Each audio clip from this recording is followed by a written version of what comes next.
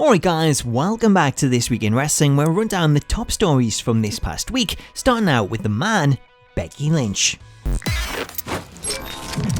As I'm sure you're all aware, Monday night proved to be a huge moment for Becky Lynch, as not only did she make a huge impact by invading Raw and taking out Ronda Rousey backstage, but she then proceeded to brawl with the rest of the Raw Women's roster, where she caught a straight right hand from Nia Jax, resulting in a broken nose and a concussion. However, despite this, Becky continued the beating and ended up posing in the crowd for this now iconic shot. Following the brawl, Monday ended with everyone talking about Becky and hyped up for a match with Rousey at Survivor Series. However, that all came crashing down on Tuesday afternoon when Becky's injuries were revealed and it was announced that she wouldn't be able to compete at the show. Despite this, Becky still appeared on SmackDown and cut a fantastic promo before then choosing her former best friend Charlotte to replace her in the match with Rousey, a choice that garnered mixed reactions. It did come as a bit of a surprise, especially since rumours have suggested that this is the match that WWE were penciling in to main event WrestleMania. However, following Becky's rise, those plans have now changed. According to the latest rumours from those in the know, Vince McMahon is now said to be high on having Becky vs Ronda headline WrestleMania,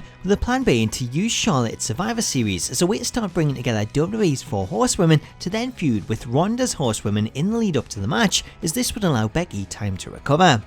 As for how long Becky will be out of action, it's unknown at this point. However, the decision to keep the title on her indicates that it shouldn't be too long. Whilst everyone's talking about Becky, it's easy to forget that we had another huge moment take place on SmackDown as Daniel Bryan walked out the new WWE Champion after turning heel and defeating AJ Styles in the show's main event.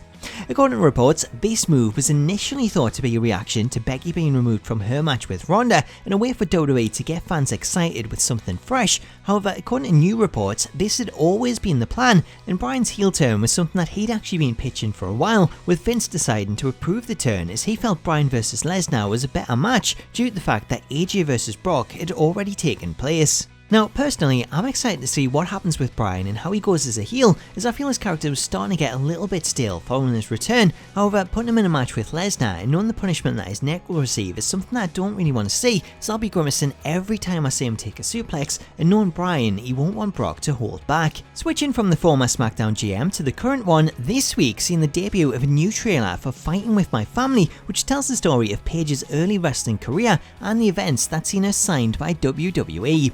The movie, which is directed, written and produced by Stephen Merchant, features actress Florence Pugh playing Paige, with appearances from The Rock, who plays himself, and current SmackDown Live star Zelina Vega, who plays the role of AJ Lee. If you want to check out the trailer in full, then I'll leave a link to it in the video description, as it's well worth watching and looks to be a must-see for wrestling fans. On the subject of Paige, rumours started to surface this week in regards to her being cleared to wrestle. However, Paige quickly shut them down when responding to a fan on Twitter, writing, "Nope, I'm not at all. One more knock to my neck could result in paralysis. Don't read facts on the internet. As much as I want that to be true, it's 100% not." Up next, we're talking Enzo Amore, as he found himself back in the news yesterday for all the wrong reasons after it was reported that he was thrown off a plane heading from Los Angeles to JFK.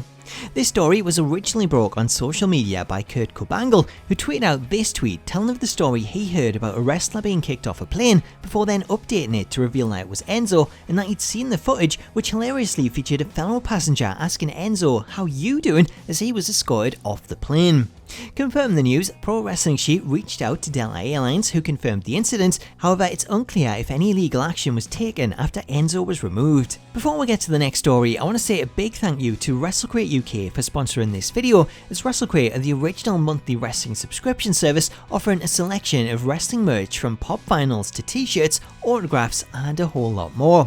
This month's crate included a bunch of cool items, including a hand-signed art card from former WCW World Champion and TNA founder Jeff Jarrett, a signed print from the Bullet Club's Hangman Page, an exclusive cup of coffee on the Big Time pin badge, a Kushida poster, an exclusive Riptide Wrestling t-shirt, postcards featuring images from the G1 Climax, and my favourite item, this exclusive Marty Scurll villain t-shirt. If you'd like to pick up Wrestle Crate for yourself or perhaps as a Christmas present for a friend or a family member, then you can get a one-time only gift crate starting at just £11.99 by heading over to wrestlecrate.co.uk, where you can also use the voucher code Smacktalks to save 10% off your first order.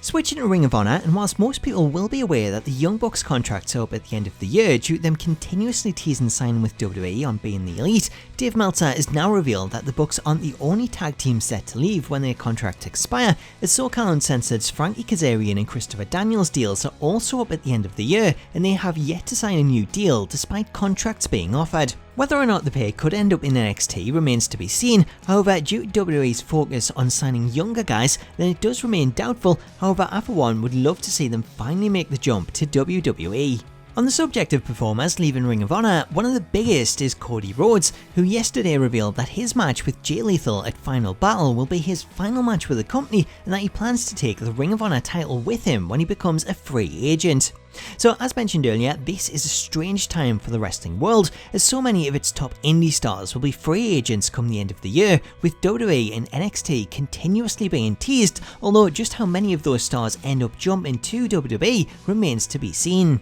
Switching the world of YouTube, this week WWE launched a brand new channel for the Performance Center titled WWE PC, with the channel set to take viewers behind the scenes and show them what goes on there, with videos already uploaded showing off the War Games cage in 360-degree test footage, how superstars are scanned for action figures, and the first part in a new documentary series featuring NXT's latest signing, Matt Riddle. If you want to check it out, then I'll leave a link to the channel in the video description, as it looks to be an interesting way to go behind the scenes and learn more about the developmental process. Finally, let's talk WWE 2K19, as ever since revealing the entrance videos for the upcoming Titans DLC pack a few weeks back, fans have been questioning when the DLC will release, and we now finally have a date. That's because WWE Games have confirmed that the Titans DLC pack will release this coming Tuesday, November 20th. The pack features 4 superstars in total, including Bobby Lashley, EC3 and Hudson and Rowe of the War Raiders. As always, I'll have full coverage of the DLC on Tuesday once it drops, therefore make sure to subscribe to the channel and turn on notifications to see it in action. Anyway guys, that is it for this week in wrestling, but let me know your thoughts on all of this week's stories in the comments, as well as your predictions for both TakeOver War Games and Survivor Series, which take place this coming Saturday and Sunday respectively. Also, if you've enjoyed the video and you'd like to see more videos like this, then please do hit that subscribe button and join the Smacktalks community. Until next time though, all that's left for me to say is I hope you've enjoyed the video, have yourself an awesome day, and I'll catch you later.